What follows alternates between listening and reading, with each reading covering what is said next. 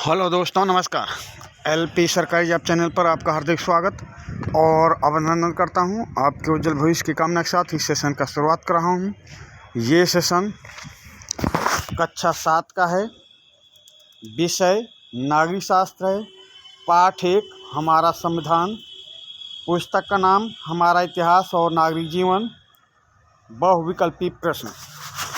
तो किसी भी पाठ को याद करने का एक अच्छा सा तरीका है कि उस पाठ के महत्वपूर्ण बिंदुओं को बहुविकल्पी प्रश्नों में सेट कर दें और पाठ को आप आसानी से कंठस्थ कर लें।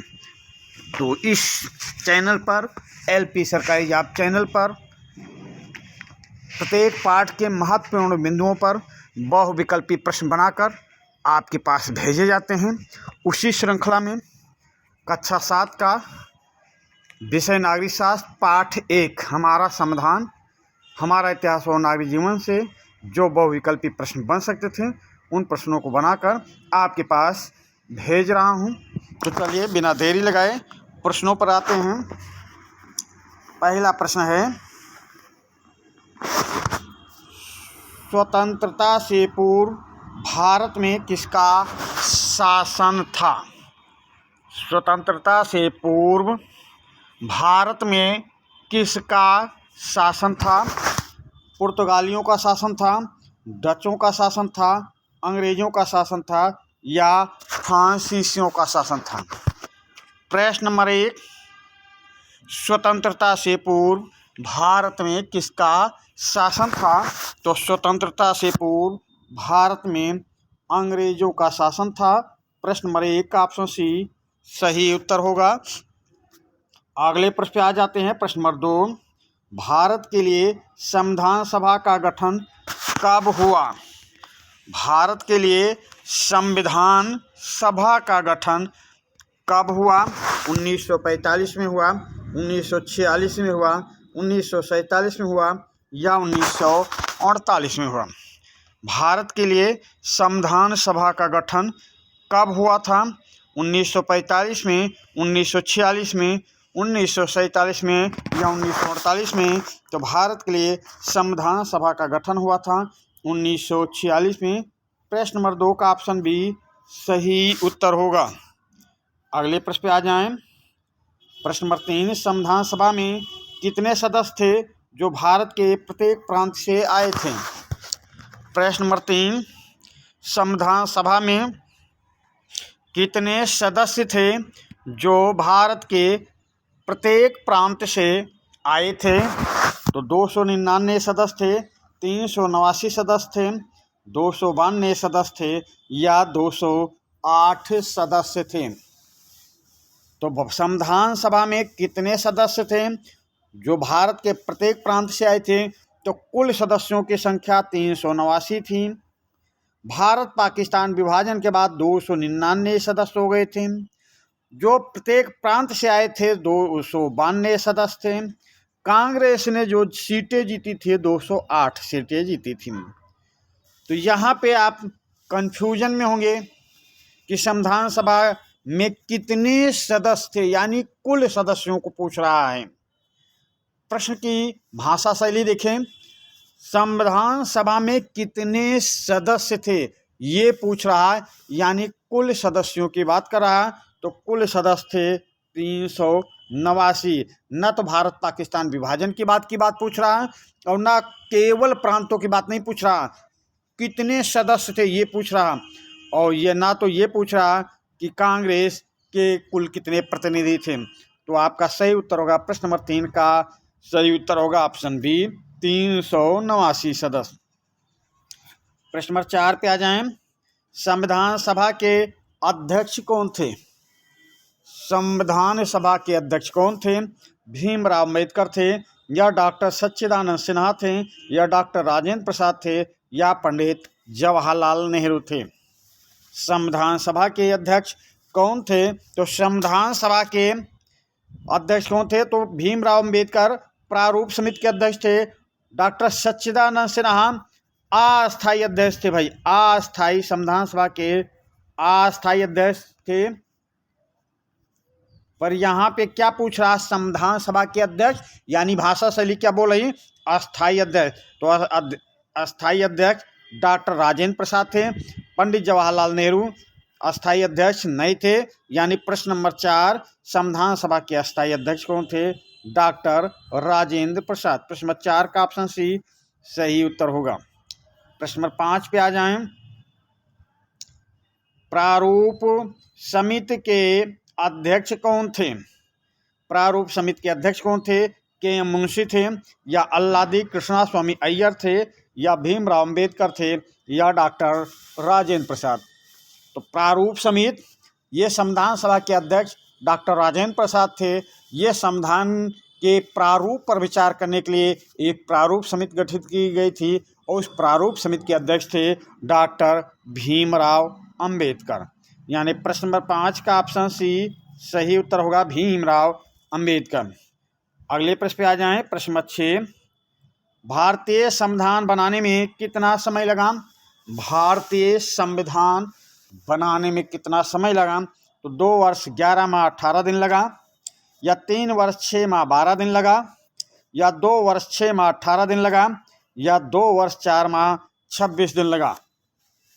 तो प्रश्न नंबर 6, भारतीय संविधान बनाने में कितना समय लगा।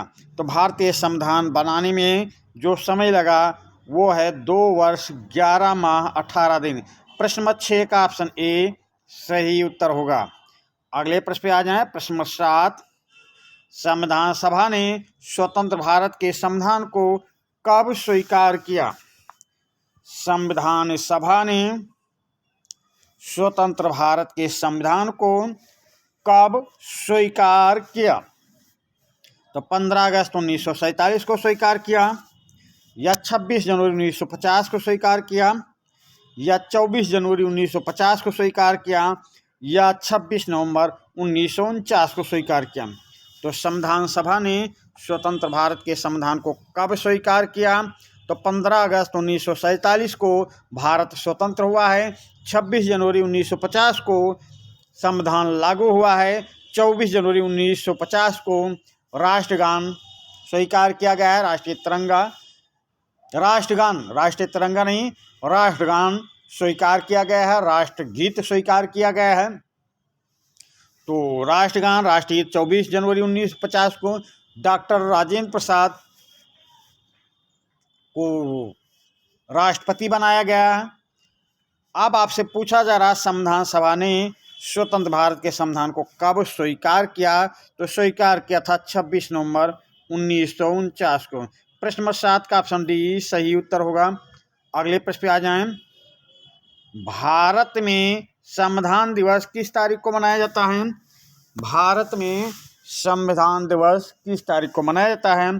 26 जनवरी 1950 को मनाया जाता है, या 15 अगस्त 1947 को मनाया जाता है, या 24 जनवरी 1950 को मनाया जाता है, या 26 नवंबर 1949 को मनाया जाता है। तो भारत में संविधान दिवस किस तारीख को मनाया जाता है। तो भारत में संविधान दिवस मनाया जाता है 26 नवंबर 1949 को। भारत में संविधान दिवस 26 नवंबर 1949 को। प्रश्न नंबर 8 का ऑप्शन डी सही उत्तर होगा, 26 नवंबर 1949 को।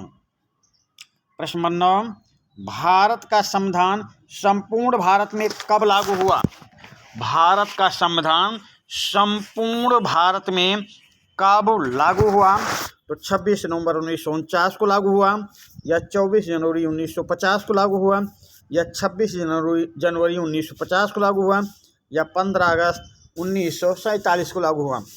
प्रश्न नंबर 9, भारत का संविधान संपूर्ण भारत में कब लागू हुआ। तो भारत का संविधान संपूर्ण भारत में लागू हुआ था 26 जनवरी 1950 को। भारत का संविधान संपूर्ण भारत में लागू हुआ 26 जनवरी 1950 को। प्रश्न नंबर 9 का ऑप्शन सी सही उत्तर होगा। चलते हैं अगले प्रश्न पे। प्रश्न नंबर 10, भारत में गणतंत्र दिवस किस तारीख को मनाया जाता है। भारत में गणतंत्र दिवस किस तारीख को मनाया जाता है। 26 नवंबर 1949 को मनाया जाता है, या 26 जनवरी 1950 को मनाया जाता है, या 18 अगस्त 1946 को मनाया जाता है या 2 सितंबर 1946 को मनाया जाता है। तो 26 नवंबर 1949 को भारत का संविधान स्वीकार किया गया है। 18 अगस्त 1946 को संविधान सभा की बैठक बुलाई गई कि मंत्रिमंडल शपथ ले, सरकार बुलाने का आदेश हुआ और 2 सितंबर 1946 को संविधान सभा में सरकार ने शपथ स्वीकार किया, शपथ लिया और 12 सदस्यीय मंत्रिमंडल का गठन हुआ। पर प्रश्न क्या है, भारत में गणतंत्र दिवस किस तारीख को मनाया जाता है? तो भारत में गणतंत्र दिवस 26 जनवरी 1950 को मनाया जाता है। प्रश्न नंबर 12 पे आ जाएं। भारत के मूल संविधान में कुल कितने अनुच्छेद थे? भारत के मूल संविधान में कुल कितने अनुच्छेद थे? 295 अनुच्छेद थे, 395 अनुच्छेद थे, 440 अनुच्छेद थे या 590 अनुच्छेद थे। प्रश्न नंबर 12, भारत के मूल संविधान में कुल कितने अनुच्छेद थे? तो भारत के मूल संविधान में कुल अनुच्छेदों की संख्या थी 395। प्रश्न नंबर 12 का ऑप्शन बी सही उत्तर होगा। अगले प्रश्न पे आ जाएं। प्रश्न नंबर 13, भारत के मूल संविधान में कुल कितने भाग एवं अनुसूचियां थीं? भारत के मूल संविधान में कुल कितने भाग एवं अनुसूचियां थीं? तो 22 भाग 8 अनुसूचियां थीं या 25 भाग 12 अनुसूचियां थीं या 20 भाग 10 अनुसूचियां थीं या 18 भाग 9 अनुसूचियां थीं। प्रश्न नंबर 13, भारत के मूल संविधान में कुल कितने भाग एवं अनुसूचियां थी? तो भारत के मूल संविधान में कुल 22 भाग और 8 अनुसूचियां थीं। अनुसूचियां बढ़कर अभी 12 हो गई हैं और भाग बढ़कर 25 हो गए हैं। तो अभी वर्तमान की बात करेंगे तो 20 ही होगा, पर यहाँ पे मूल संविधान की बात हो रही है तो मूल संविधान में 22 भाग 8 अनुसूचियां थीं। प्रश्न नंबर 13 का ऑप्शन ए सही उत्तर होगा। प्रश्न नंबर 14 पे आ जाएं। भारत के संविधान के प्रमुख 5 शब्द कौन से हैं? भारत के संविधान के प्रमुख 5 शब्द कौन से हैं? तो ऑप्शन ए प्रभुत्व संपन्न है या ऑप्शन बी समाजवाद है या ऑप्शन सी पंथ निरपेक्ष है या ऑप्शन डी लोकतंत्रात्मक है या ऑप्शन ई गणराज है या ऑप्शन एफ उपर्युक्त सभी। तो भारत के संविधान के प्रमुख 5 शब्द प्रभुत्व संपन्न, समाजवादी, पंथ निरपेक्ष, लोकतंत्रात्मक, गणराज्य है, यानी कि उपर्युक्त सभी ऑप्शन सही हैं। प्रश्न नंबर 14 का ऑप्शन एफ सही उत्तर होगा। चलते हैं अगले प्रश्न पे। प्रश्न नंबर 14, भारत का राष्ट्रपति वंशानुगत न होकर निर्वाचित होता है, इसलिए भारत को क्या कहा गया है? प्रश्न नंबर 14, भारत का राष्ट्रपति वंशानुगत न होकर निर्वाचित होता है, इसलिए भारत को क्या कहा गया है? गणराज्य कहा गया है या समाजवाद कहा गया है या प्रभुत्व संपन्न राज्य कहा गया है या पंथ निरपेक्ष कहा गया है? प्रश्न नंबर 14, भारत का राष्ट्रपति वंशानुगत न होकर निर्वाचित होता है, इसलिए भारत को क्या कहा गया? गणराज्य। प्रश्न नंबर 14 का ऑप्शन ए सही उत्तर होगा। अगले प्रश्न पे आ जाएं। प्रश्न नंबर 15, संयुक्त राष्ट्र संघ की महासभा ने मानवाधिकारों की सार्वभौमिक घोषणा कब की? प्रश्न नंबर 15, संयुक्त राष्ट्र संघ की महासभा ने मानवाधिकारों की सार्वभौमिक घोषणा कब की? तो 5 दिसंबर 1945 को या 10 दिसंबर 1948 को या 12 दिसंबर 1949 को या 26 दिसंबर 1950 को। प्रश्न नंबर 15, मानवाधिकार आयोग की सार्वभौमिक घोषणा संयुक्त राष्ट्र संघ ने महासभा ने कब की? तो संयुक्त राष्ट्र संघ की महासभा ने मानवाधिकार की सार्वभौमिक घोषणा कब की? तो 10 दिसंबर 1948 को की, यानी प्रश्न नंबर 15 का ऑप्शन बी सही उत्तर होगा। अगले प्रश्न पे आ जाएं। प्रश्न नंबर 16, संपूर्ण विश्व मानवाधिकार दिवस के रूप में किस तारीख को मानता है? संपूर्ण विश्व मानवाधिकार दिवस के रूप में किस तारीख को मानता है? 26 नवंबर को, 10 दिसंबर को, 26 जनवरी को या 10 फरवरी को? प्रश्न नंबर 16, संपूर्ण विश्व मानवाधिकार दिवस के रूप में किस तारीख को मानता है? तो संपूर्ण विश्व मानवाधिकार दिवस के रूप में मानता है 10 दिसंबर को। प्रश्न नंबर 16 का ऑप्शन बी सही उत्तर होगा। प्रश्न नंबर 17 पे आ जाएं। भारत में मानवाधिकारों की रक्षा के लिए किस सन में राष्ट्रीय मानवाधिकार आयोग का गठन किया गया? प्रश्न नंबर 17, भारत में मानवाधिकारों की रक्षा के लिए किस सन में राष्ट्रीय मानवाधिकार आयोग का गठन किया गया? तो 1985 में किया गया, या 1993 में किया गया, या 2002 में किया गया, या 2015 में किया गया? प्रश्न नंबर 17, भारत में मानवाधिकारों की रक्षा के लिए किस सन में राष्ट्रीय मानवाधिकार आयोग का गठन किया गया? तो ये गठन किया गया था 1993 में, यानी प्रश्न नंबर 17 का ऑप्शन बी सही उत्तर होगा। अगले प्रश्न पे आ जाएं। प्रश्न नंबर 18, भारतीय संविधान द्वारा नागरिकों को कितने मौलिक अधिकार दिए गए हैं? प्रश्न नंबर 18, भारतीय संविधान द्वारा नागरिकों को कितने मौलिक अधिकार दिए गए हैं? 3 मौलिक अधिकार दिए गए हैं, 6 मौलिक अधिकार दिए गए हैं, 7 मौलिक अधिकार दिए गए हैं, या 10 मौलिक अधिकार दिए गए हैं? तो भारतीय संविधान द्वारा नागरिकों को कितने मौलिक अधिकार दिए गए हैं? तो ये दिए गए हैं 6 मौलिक अधिकार। भारतीय संविधान द्वारा नागरिकों को 6 मौलिक अधिकार दिए गए हैं। प्रश्न नंबर 18 का ऑप्शन भी सही उत्तर होगा। प्रश्न नंबर 19 पे आ जाएं। भारतीय संविधान द्वारा प्राप्त समानता के अधिकार में कौन सा अधिकार शामिल नहीं है? प्रश्न नंबर 19, भारतीय संविधान द्वारा प्राप्त समानता के अधिकार में कौन सा अधिकार शामिल नहीं है? तो विधि के समक्ष समानता, हाँ ये अनुच्छेद 14 में है।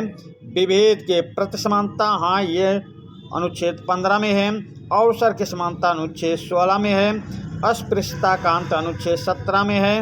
उपाधियों का अंत अनुच्छेद 18 में है। शोषण का अंत नहीं, शोषण का अंत अनुच्छेद 23 और 24 में है।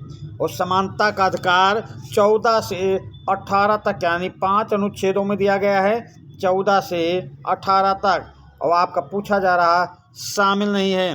भारतीय संविधान द्वारा प्राप्त समानता के अधिकार में कौन सा अधिकार शामिल नहीं है? तो वो शामिल नहीं है ऑप्शन एफ, शोषण का अंत। प्रश्न 19 का ऑप्शन एफ सही उत्तर होगा।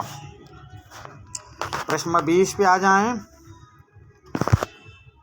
स्वतंत्रता के अधिकार के अंतर्गत किसे शामिल नहीं किया जा सकता? स्वतंत्रता के अधिकार के अंतर्गत किसे शामिल नहीं किया जा सकता? तो ऑप्शन देखते हैं। भारत के सभी नागरिकों को विचार एवं अभिव्यक्ति की स्वतंत्रता है। यहाँ भाई ये शामिल किया जा सकता है। भारत के सभी नागरिकों को विचार एवं अभिव्यक्ति की स्वतंत्रता है। ऑप्शन बी देखें, भारत के सभी नागरिकों को शांतिपूर्वक सम्मेलन करने की स्वतंत्रता प्राप्त है। हाँ ये भी बात सही है।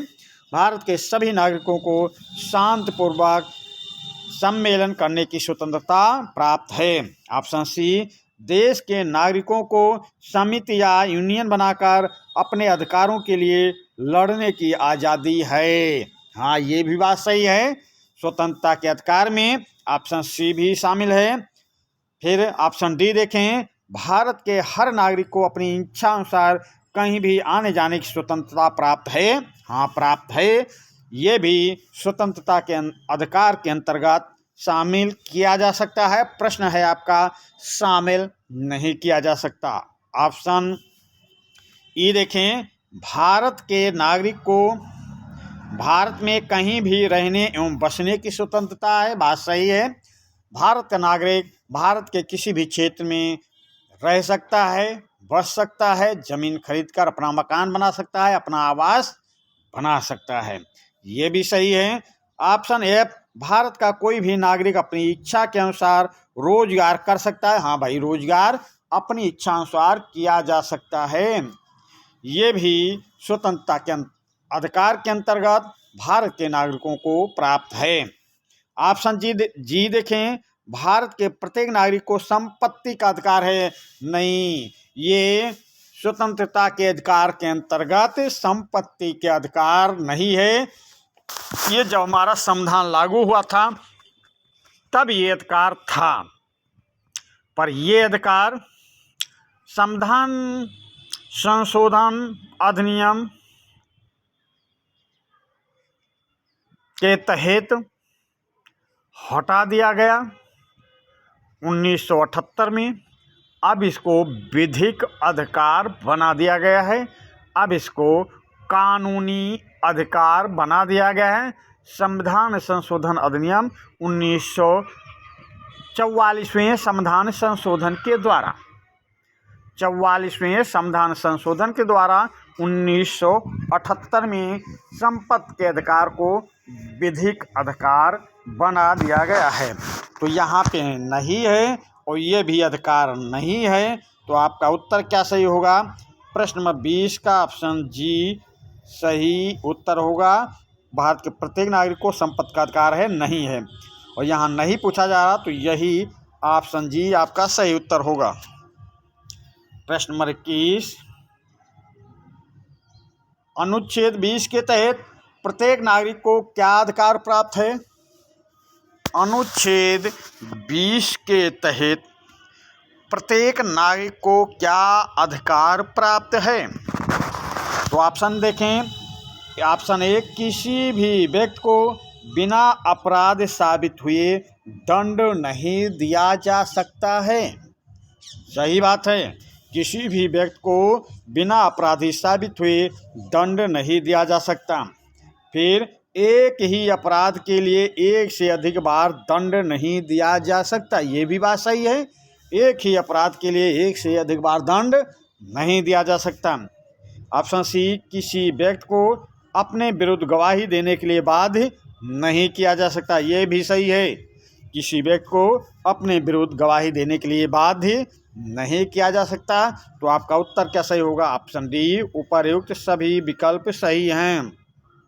तो प्रश्न नंबर 21 का ऑप्शन डी सही उत्तर होगा। उपर्युक्त सभी विकल्प सही हैं। प्रश्न नंबर 22 पे आ जाएं। प्रश्न नंबर 22, अनुच्छेद 21 के तहत व्यक्ति को कौन सा अधिकार प्राप्त नहीं है? प्रश्न नंबर 22, अनुच्छेद 21 के तहत व्यक्ति को कौन सा अधिकार प्राप्त नहीं है?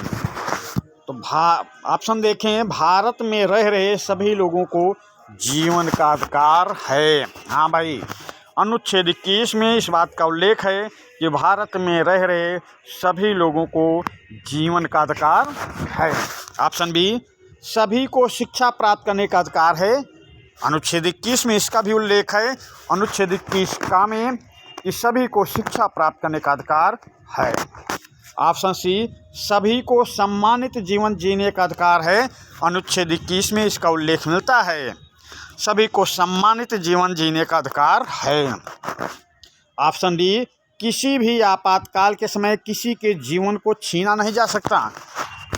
मौलिक अधिकारों को स्थगित किया जा सकता है आपातकाल के दौरान, पर अनुच्छेद 21 को स्थगित भी नहीं किया जा सकता है।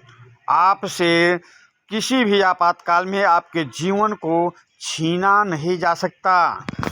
प्राप्त नहीं है तो क्या किसी भी व्यक्ति कोई भी व्यक्ति किसी दूसरे के जीवन में दखल कर सकता है? नहीं भाई, कोई भी व्यक्ति किसी दूसरे के जीवन में दखल कर सकता है? नहीं कर सकता। और नहीं कर सकता तो यही आपका उत्तर होगा। प्रश्न नंबर 22 का ऑप्शन ई सही उत्तर होगा। चलते हैं अगले प्रश्न पे। प्रश्न नंबर 23, भारत के संविधान के अनुच्छेद 22 के अंतर्गत क्या व्यवस्था नहीं की गई है? भारत के संविधान के अनुच्छेद 22 के अंतर्गत क्या व्यवस्था नहीं की गई है? तो पहले देखते हैं क्या व्यवस्था की गई है। किसी भी व्यक्ति को अपना अपराध जानने का अधिकार हाँ है। किसी भी व्यक्ति को अपना अधिकार जानने का अधिकार है, अपना अपराध जानने का अधिकार है। कोई भी व्यक्ति अपना दोष क्या है, अपराध क्या है, उसको जानने का अधिकार है। ऑप्शन बी, किसी भी व्यक्ति को 24 घंटे के अंदर समीपतम न्यायालय के समक्ष पेश करने का अधिकार है। किसी भी गिरफ्तार व्यक्ति को 24 घंटे के अंदर समीप के न्यायालय में पेश करने की व्यवस्था की गई है। ये भी है, किसी भी व्यक्ति को मनपसंद वकील करने का अधिकार है। कोई भी व्यक्ति अपना मनपसंद वकील अपने लिए कर सकता है। किसी भी व्यक्ति को सर्वोच्च न्यायालय की अवमानना करने का अधिकार है। नहीं, किसी भी व्यक्ति को सर्वोच्च न्यायालय की अवमानना करने का अधिकार नहीं है। और यहाँ नहीं पूछा गया है, तो आपका उत्तर क्या सही होगा? Option D. प्रश्न नंबर 23 का ऑप्शन डी सही उत्तर होगा। अगले प्रश्न पे आ जाएं। प्रश्न नंबर 23 ही है, प्रश्न अलग है। संविधान के किस संशोधन के द्वारा अनुच्छेद 21 का में शिक्षा के अधिकार को मौलिक अधिकार में जोड़ दिया गया है? प्रश्न नंबर 23, संविधान के किस संशोधन के द्वारा अनुच्छेद 21 का में शिक्षा के अधिकार को मौलिक अधिकार में जोड़ दिया गया है? तो 76वें संविधान संशोधन द्वारा जोड़ा गया है, या 78वें संविधान संशोधन द्वारा जोड़ा गया है, या 86वें संविधान संशोधन द्वारा जोड़ा गया है, या 21वें संविधान संशोधन द्वारा जोड़ा गया है? तो प्रश्न नंबर 23, संविधान के किस संशोधन के द्वारा अनुच्छेद 21 का में शिक्षा के अधिकार को मौलिक अधिकार में जोड़ दिया गया है? तो ये जोड़ा गया है 86वें संविधान संशोधन के द्वारा। प्रश्न नंबर 23 का ऑप्शन सी सही उत्तर होगा। अगले प्रश्न पे आ जाएं। प्रश्न नंबर 25, 86वें संविधान संशोधन द्वारा कितने वर्ष की आयु के बच्चों को निःशुल्क एवं अनिवार्य शिक्षा उपलब्ध कराना सरकार का दायित्व बन गया है? प्रश्न नंबर 25, 86वें संविधान संशोधन द्वारा कितने वर्ष की आयु के बच्चों को निःशुल्क एवं अनिवार्य शिक्षा उपलब्ध कराना सरकार का दायित्व बन गया है? तो 6 से 14 वर्ष की आयु के सभी बच्चों को, या 8 से 16 वर्ष की आयु के सभी बच्चों को, या 4 से 12 वर्ष की आयु के सभी बच्चों को, या 14 से 21 वर्ष की आयु के सभी बच्चों को? तो 86वें संविधान संशोधन द्वारा 6 से 14 वर्ष की आयु के सभी बच्चों को निःशुल्क एवं अनिवार्य शिक्षा उपलब्ध कराना सरकार का दायित्व बन गया है। तो प्रश्न नंबर 25 का ऑप्शन ए सही उत्तर होगा। अगले प्रश्न पे आ जाएं। प्रश्न नंबर 26, संविधान संशोधन द्वारा किस अनुच्छेद के तहत शिक्षा के अधिकार को मौलिक अधिकार में जोड़ दिया गया है? देखिए, प्रश्न बार बार महत्वपूर्ण बिंदुओं पर ऐसे प्रश्न आपके सामने जा रहे हैं कि आप अगर 1-2 बार सेशन को देखेंगे तो आपको हम ये दावा करते हैं कि पाठ की संपूर्ण जानकारी हो जाएगी। और ये पाठ तो ऐसे हैं कि आपको भविष्य में भी ये प्रश्न आपका पीछा नहीं छोड़ेंगे। कभी भी किसी भी कंपटीशन में आप बैठेंगे तो ऐसे प्रश्नों से आपको सामना करना पड़ेगा। तो इन प्रश्नों को विशेष रूप से 2-3 बार सेशन को देखें और नोटबुक में लिख लें। चलते हैं अगले प्रश्न पे। तो ये प्रश्न है प्रश्न 26, संविधान संशोधन द्वारा किस अनुच्छेद के तहत शिक्षा के अधिकार को मौलिक अधिकार में जोड़ दिया गया? तो अनुच्छेद 19 के तहत, या अनुच्छेद 20 के तहत, या अनुच्छेद 21 के तहत, या अनुच्छेद 21 का के तहत। तो 86वें संविधान संशोधन सन 2002 के द्वारा अनुच्छेद 21 का में शिक्षा के अधिकार को मौलिक अधिकार में जोड़ दिया गया है, यानी मौलिक अधिकार बना दिया गया है। यानी प्रश्न नंबर 26 का ऑप्शन डी सही उत्तर होगा। अगले प्रश्न पे आ जाए। प्रश्न नंबर 28, भारत के संविधान में 86वां संविधान संशोधन किस वर्ष किया गया? भारत के संविधान में 86वां संविधान संशोधन किस वर्ष किया गया? तो वर्ष 2002 में किया गया, या वर्ष 2003 में किया गया, या वर्ष 2004 में किया गया, या वर्ष 2006 में किया गया। भारत के संविधान में 86वां संविधान संशोधन किस वर्ष किया गया? तो भारत के संविधान में 86वां संविधान संशोधन वर्ष 2002 में किया गया। यानी प्रश्न नंबर 28 का ऑप्शन ए सही उत्तर होगा। यहाँ पे प्रश्न अलग हैं, भाई नंबरिंग में थोड़ी मिस्टेक है। नंबरिंग आप सुधार करके लिखेंगे, पढ़ेंगे, समझेंगे और सेशन को 2-3 बार देखें। 2-3 बार देखने के बाद जब आपको सेशन समझ में आ जाए तो आप नोटबुक में लिख लें। तो यहाँ पे प्रश्न है 25वां प्रश्न, संसद द्वारा निःशुल्क और अनिवार्य बाल शिक्षा अधिकार अधिनियम कब पारित किया गया? प्रश्न नंबर 25, संसद द्वारा निःशुल्क और अनिवार्य बाल शिक्षा अधिकार अधिनियम कब पारित किया गया? प्रश्न नंबर 25, तो 2002 में पारित किया गया, 2009 में पारित किया गया, 2014 में पारित किया गया, या 2021 में पारित किया गया। तो संसद द्वारा निःशुल्क और अनिवार्य बाल शिक्षा अधिकार अधिनियम कब पारित किया गया? 2002 में। प्रश्न नंबर 25 का ऑप्शन ए सही उत्तर होगा। चलते हैं अगले प्रश्न पे। प्रश्न नंबर 26, शोषण के विरुद्ध अधिकार के अंतर्गत किसे शामिल नहीं किया जा सकता है? शोषण के विरुद्ध अधिकार के अंतर्गत किसे शामिल नहीं किया जा सकता है? तो किसी व्यक्ति से जोर जबरदस्ती से काम नहीं लिया जा सकता, बात सही है। किसी भी व्यक्ति से जोर जबरदस्ती से काम नहीं लिया जा सकता। ऑप्शन बी, किसी भी व्यक्ति को बिना मजदूरी नियत से कम, जितनी मजदूरी है उतनी मजदूरी चाहिए। तो हाँ भाई, बात सही है। खराब परिस्थितियों में ज़बरदस्ती काम करने को मजबूर नहीं किया जा सकता, बात सही है। 14 वर्ष से कम आयु के बच्चों से मजदूरी नहीं कराई जा सकती, बात सही है। किसी भी व्यक्ति को विदेश में कांटेक्ट करके भेजा जा सकता, नहीं भाई, नहीं भेजा जा सकता।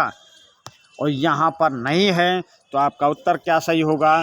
किसी भी व्यक्ति को विदेश में कांटेक्ट करके भेजा जा सकता है, नहीं भेजा जा सकता, यही आपका उत्तर होगा। प्रश्न नंबर 26 का ऑप्शन ई सही उत्तर होगा। चलते हैं अगले प्रश्न पे।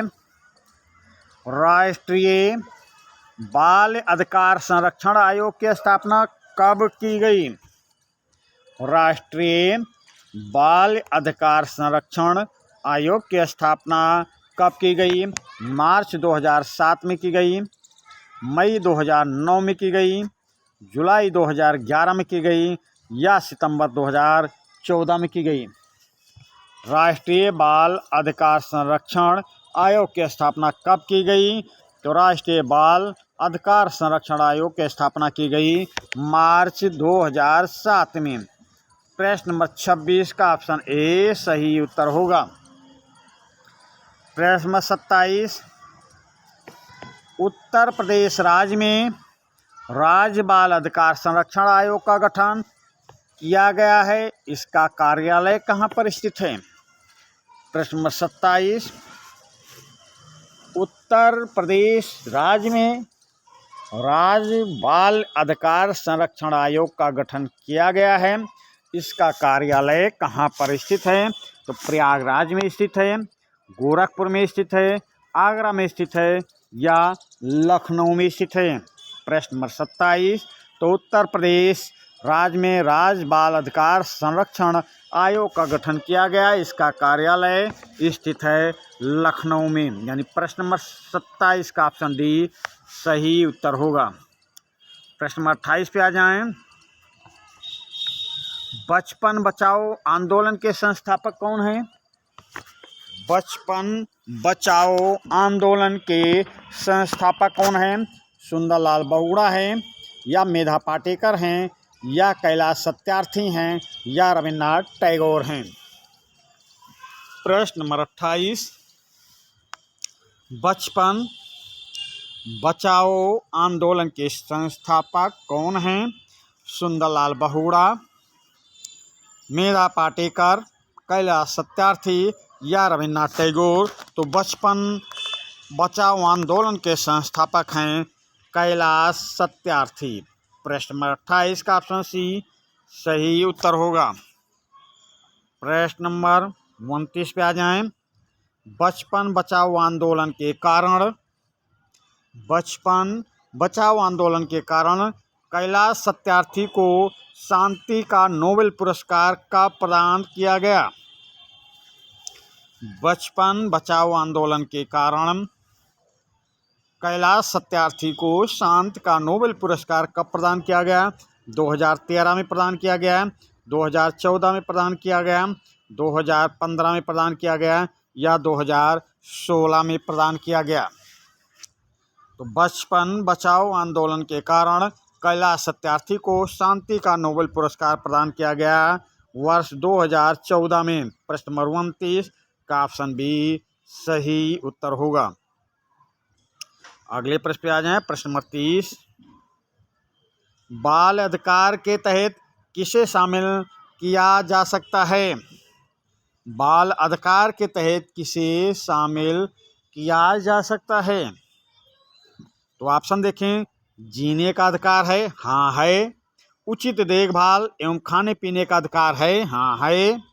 स्वास्थ्य सुविधाएं पाने का अधिकार है, हाँ है। शिक्षा का अधिकार है, हाँ है। स्वयं से जुड़े हर मुद्दे पर अपनी बात कहने का अधिकार है, ये भी अधिकार है। आर्थिक एवं शारीरिक शोषण से बचने का अधिकार है, ये भी अधिकार है। युद्ध, बाढ़, सूखा, महामारी, भूकंप जैसी आपदाओं में सबसे पहले राहत पाने का अधिकार है। तो जब ये सभी अधिकार हैं तो आपका उत्तर क्या सही होगा? ऑप्शन एफ, उपर्युक्त सभी अधिकार शामिल किया जा सकता है। प्रश्न नंबर 30 का ऑप्शन एफ सही उत्तर होगा। अगले प्रश्न पे आ जाएं। प्रश्न नंबर 31, कितनी उम्र से कम बच्चों से मजदूरी करवाना कानूनन अपराध है? प्रश्न नंबर 31, कितनी उम्र से कम बच्चों से मजदूरी करवाना कानूनन अपराध है? तो 18 वर्ष से कम या 16 वर्ष से कम या 15 वर्ष से कम या 14 वर्ष से कम। तो 14 वर्ष से कम उम्र के बच्चों से मजदूरी करवाना कानूनन अपराध है। तो प्रश्न नंबर 31 का ऑप्शन डी सही उत्तर होगा। अगले प्रश्न पे आ जाए। प्रश्न नंबर 32, कानून की मनाही के बावजूद बच्चों से काम करवाने वाले व्यक्ति को क्या दंड दिया जा सकता है? प्रश्न नंबर 32, कानून की मनाही के बावजूद बच्चों से काम करवाने वाले व्यक्ति को क्या दंड दिया जा सकता है? तो 6 महीने से 2 साल तक की कैद हो सकती है या 20,000 से लेकर 50,000 तक जुर्माना हो सकता है या उपरोक्त दोनों दंड दिया जा सकता है या उपरोक्त में से कोई दंड नहीं दिया जाएगा। तो प्रश्न नंबर 32, कानून की मनाही के बावजूद बच्चों से काम करवाने वाले व्यक्ति को क्या दंड दिया जा सकता है? तो 6 महीने से 2 साल तक की कैद हो सकती है, इसको ये दंड दिया जा सकता है। 20,000 से लेकर 50,000 तक जुर्माना हो सकता है, हाँ हो सकता है। तो ये दोनों बातें हो सकती है। तो आपका उत्तर क्या सही होगा? ऑप्शन सी, उपयुक्त दोनों दंड दिया जा सकता है। प्रश्न नंबर 32 का ऑप्शन सी सही उत्तर होगा। प्रश्न नंबर 33 पे आ जाएं। बाल मजदूरी के खिलाफ शिकायत कहाँ पर की जा सकती है?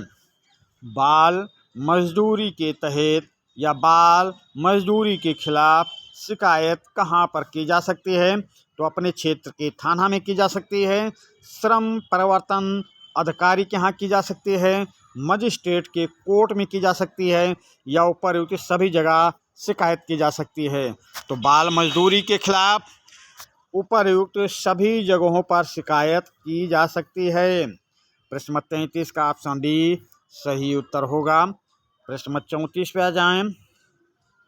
सरकार द्वारा बच्चों को मुफ्त दोपहर का भोजन, किताबें, बैग और ड्रेस के साथ निःशुल्क शिक्षा एवं छात्रवृत्ति दी जा रही है, अतः हम सबका क्या दायित्व है? प्रश्न नंबर 34। सरकार द्वारा बच्चों को मुफ्त दोपहर का भोजन, किताबें, बैग और ड्रेस के साथ निःशुल्क शिक्षा एवं छात्रवृत्ति दी जा रही है, अतः हम सबका क्या दायित्व है? तो बच्चों को अपने साथ काम पर ले जाना दायित्व है, या बच्चों से नौकरी करवाना दायित्व है, या बच्चों पर ध्यान न देना दायित्व है, या बच्चों से श्रम न कराकर स्कूल भेजना दायित्व है? तो प्रश्न नंबर 24। सरकार द्वारा बच्चों को मुफ्त दोपहर का भोजन, किताबें, बैग और ड्रेस के साथ निःशुल्क शिक्षा एवं छात्रवृत्ति दी जा रही है, अतः हम सबका दायित्व है कि बच्चों से श्रम न कराकर स्कूल भेजना चाहिए। स्कूल भेजना हम सबका दायित्व है। अगले प्रश्न पे आ जाएं। प्रश्न नंबर 34। किस अधिनियम के तहत बाल मजदूरी करने के अपराध में जेल की सजा हो सकती है? प्रश्न नंबर 34। किस अधिनियम के तहत बाल मजदूरी करने के अपराध में जेल की सजा हो सकती है? तो बाल मजदूरी प्रबंध एवं नियंत्रण अधिनियम 1986 के तहत, या बाल मजदूरी प्रबंध एवं नियंत्रण अधिनियम 1995 के तहत, या बाल मजदूरी प्रबंध एवं नियंत्रण अधिनियम 2005 के तहत, या बाल मजदूरी प्रबंध एवं नियंत्रण अधिनियम 2009 के तहत। किस अधिनियम के तहत बाल मजदूरी के अपराध में जेल की सजा हो सकती है? तो वो अधिनियम है बाल मजदूरी प्रबंध नियंत्रण अधिनियम 1986 के तहत जेल हो सकती है। प्रश्न नंबर 34 का ऑप्शन ए सही उत्तर होगा। प्रश्न नंबर 35 पे आ जाएं। 6 से 14 वर्ष के बालकों को निःशुल्क शिक्षा देने का मौलिक अधिकार किस प्रधानमंत्री के समय बनाया गया? प्रश्न नंबर 35। 6 से 14 वर्ष के बालकों को निःशुल्क शिक्षा देने का मौलिक अधिकार किस प्रधानमंत्री के समय बनाया गया? तो प्रधानमंत्री राजीव गांधी के समय बनाया गया, या प्रधानमंत्री अटल बिहारी वाजपेयी के समय बनाया गया, या प्रधानमंत्री मनमोहन सिंह के समय बनाया गया, या प्रधानमंत्री नरेंद्र मोदी के समय बनाया गया? प्रश्न नंबर 35। 14 से 6 वर्ष के बालकों को निःशुल्क शिक्षा देने का मौलिक अधिकार किस प्रधानमंत्री के समय बनाया गया?